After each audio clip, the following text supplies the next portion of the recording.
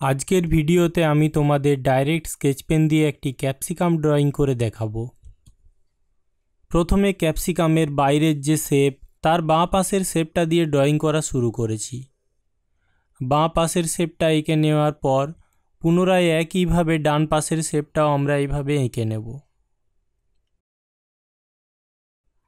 এটা হয়ে যাওয়ার পর আমরা ক্যাপসিকামের উপরের দিকে মাঝের যে উঁচু অংশটা সেটার একটা লাইন দিয়ে এইভাবে বুঝিয়ে দিলাম।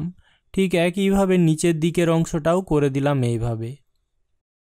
এরপর ক্যাপসিকামের যে ডাঁটা বা বৃন্ত সেটা আমরা এঁকে দেব।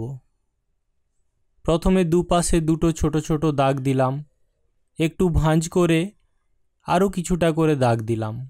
এরপর আমরা এই দাগের শেষ প্রান্ত থেকে ক্যাপসিকামের ডান্ডাটা এইভাবে এঁকে দেব, এই পাশে ওই পাশে এবং উপরে এভাবে শেষ করে দেব। এই ভাঁজগুলো থেকে কয়েকটা ছোট ছোট লাইন টেনে দিলাম, তাহলে হয়ে গেল ক্যাপসিকামের ডান্ডা। এরপরে আমরা এই যে প্রথমে ড্রয়িং করেছিলাম এগুলোকে আমরা ডান্ডা পর্যন্ত লাইনটা মিলিয়ে দেব।